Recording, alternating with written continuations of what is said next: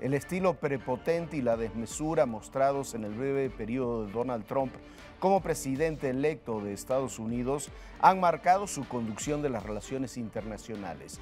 Y quizás estemos en el comienzo de una nueva era, de más incertidumbre y mayor peligro para la paz mundial. Hola, soy Jorge Fernández Menéndez. Donald Trump ha mandado señales muy duras hacia la Organización del Tratado del Atlántico Norte, la OTAN, en favor de los nacionalismos europeos, en contra del libre comercio y una franca oposición hacia acuerdos ya firmados por Estados Unidos con Irán para el uso pacífico de la energía nuclear. Bienvenidos, yo soy Ezra Shabot. Pero quizás lo más peligroso de todo ha sido desafiar a China en un terreno donde ese país no admite ambigüedades.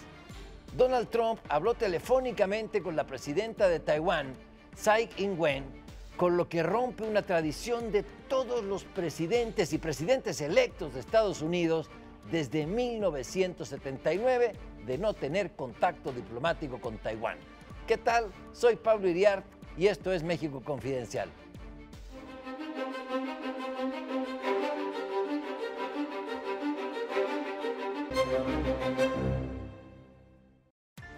Viene un cambio en la política exterior de los Estados Unidos, un cambio que, a juzgar, ya no digamos por lo de la campaña, sino como presidente electo, Donald Trump ha anunciado una serie de medidas o tomado iniciativas que resultaban impensables en presidentes de los Estados Unidos, como esto de hablar por teléfono con la presidenta de Taiwán, cuando para China ese es el tema más sensible. A China lo puedes bloquear comercialmente, pero no tenga relaciones diplomáticas con Taiwán.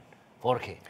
Bueno, sí, yo creo que hay un cambio, hay una visión, le llamaría Henry Kissinger, geopolítica completamente diferente de Donald Trump a la que ha tenido tradicionalmente Estados Unidos, lo decíamos en la presentación del programa. No es China. Desde hace tiempo Donald Trump ha puesto su objetivo en China, su gran enemigo, para decirlo de alguna forma, es China por razones comerciales, incluso por razones geopolíticas. Por eso se acerca a Rusia, por eso desprecia de alguna forma a la OTAN. Es un mecanismo de intervencionismo que se combina con proteccionismo comercial, que quizás es la peor fórmula que puedes encontrar para gobernar un país, ¿no? Como Estados Unidos. Yo creo que el tema Donald Trump en este momento todavía de transición, es el de aquel hombre que realmente no sabe qué hacer. O sea, es un tipo inexperto y hay quien interpreta toda esta política que está generando en este momento de transición como un intento simplemente de empezar a matar todos aquellos fantasmas que él mismo fue creando. Fue a Carrier, ahí a la empresa de refrigeración y por supuesto de aires acondicionados, etcétera, a decirles que, bueno, pues que les daba un subsidio para que no se fueran, y luego fue y brincó a otro lugar a tratar de evitar que se dieran inversiones en distintos países, atacar a la OTAN, y de repente levanta el teléfono, como decía Pablo, y empieza a hablar con la presidenta de Taiwán. Esto genera una reacción de China. Obama todavía tiene que entrar a calmar el asunto.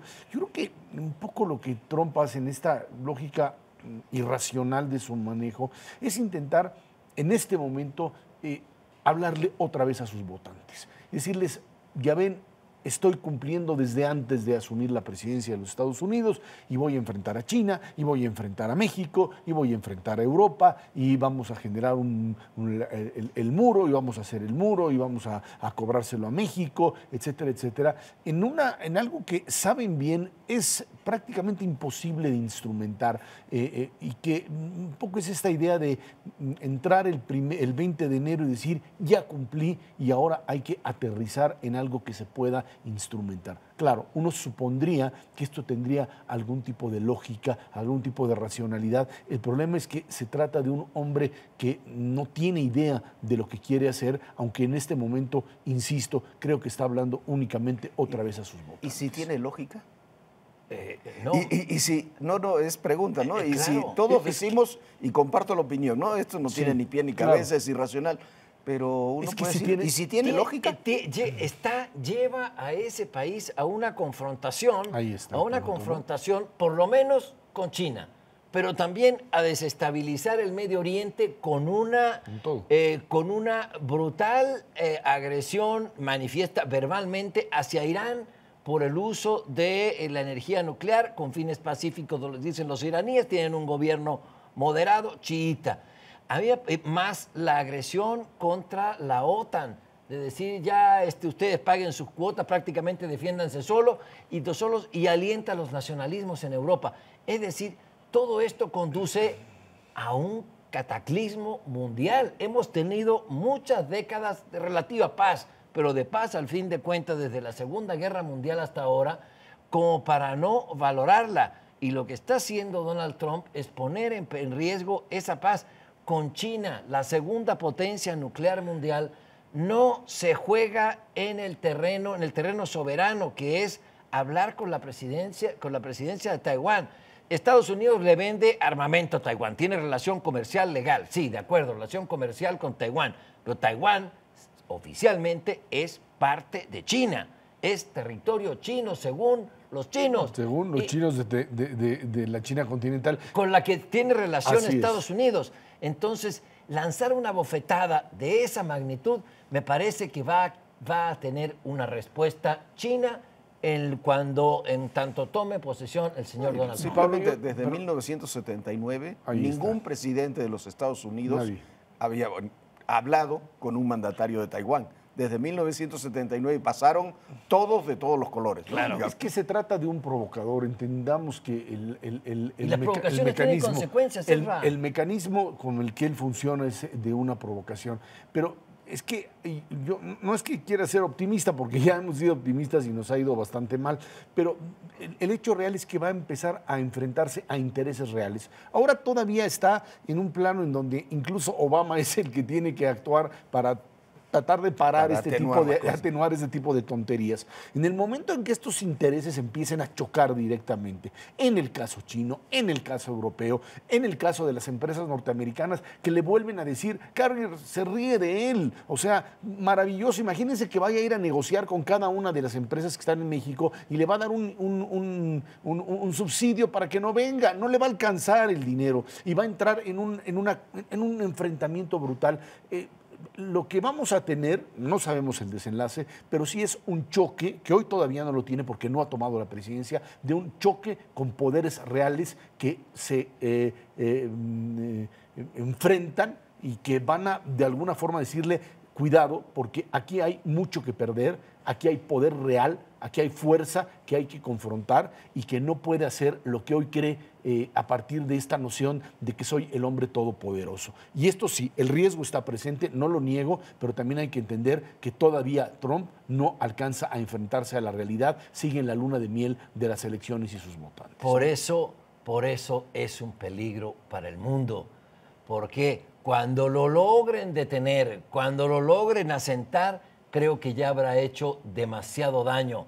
Además, se ha pasado la legislación estadounidense por donde quiere. Compró acciones de Carrier antes de anunciar que le iba a dar incentivos fiscales a esa empresa para retener los empleos en Estados Unidos. Eso ya le dijeron en la prensa norteamericana.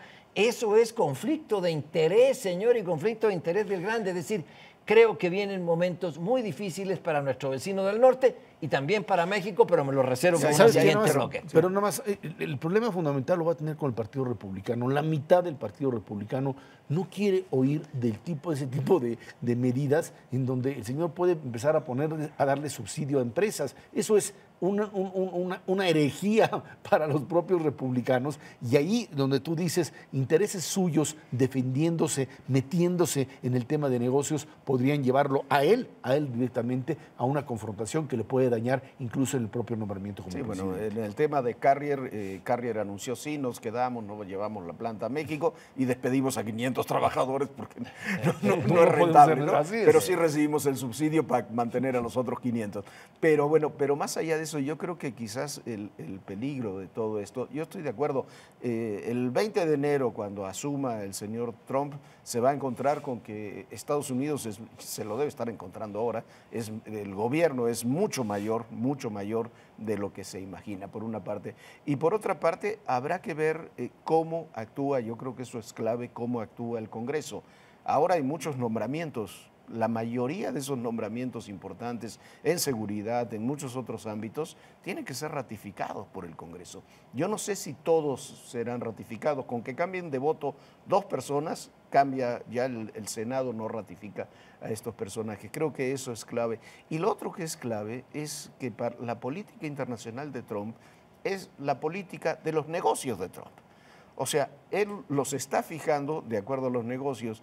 ¿Cuál es el problema con Irán? Que no tiene negocios con Irán y sí los tiene con Arabia Saudita, que es el gran rival de Irán en esa zona del mundo. ¿Cuál es el problema con China? Que no tiene negocios en China, no lo dejaron entrar en alguna oportunidad en China, como no lo dejamos entrar en México en alguna oportunidad. Aquí tuvo un fraude, fue condenado, tuvo que devolver no sé cuántos millones de pesos ahí en Baja California Sur en un desarrollo. Y si uno comienza a ver los lugares donde tiene negocios Trump, son, de acuerdo a que sean positivos o negativos, son las políticas que va adoptando. Me parece peligrosísimo.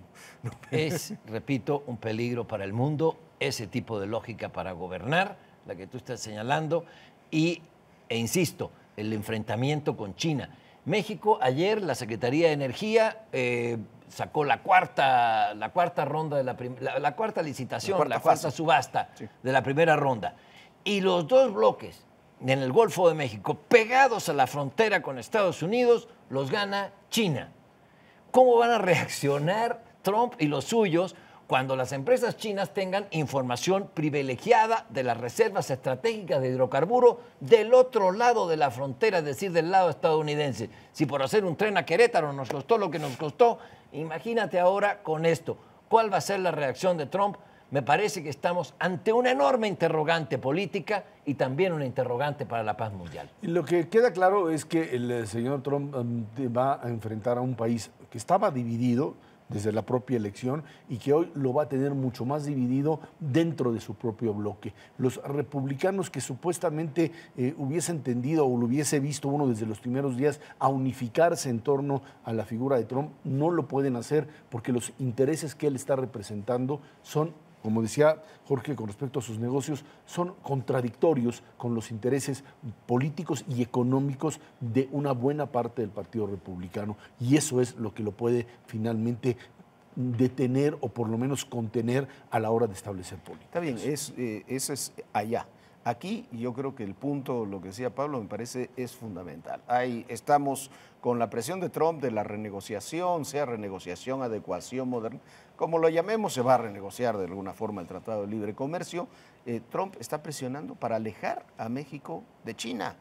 Él quiere conservar el bloque de América del Norte, pero lo quiere lo más lejos posible de China porque lo ha definido ya como su enemigo comercial.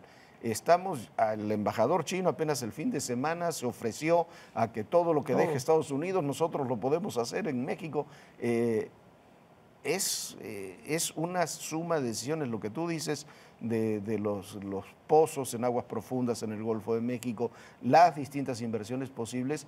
Habrá que ver cómo evolucionan, porque sí Trump va por lo menos hacia una guerra comercial con China, y México tendrá que tomar definiciones en ese sentido también. Por lo menos, lo dices bien, y subrayo, por lo menos. Jorge, Ezra, muchas gracias. Muchas gracias a ustedes. Buenas noches, esto fue México Confidencial.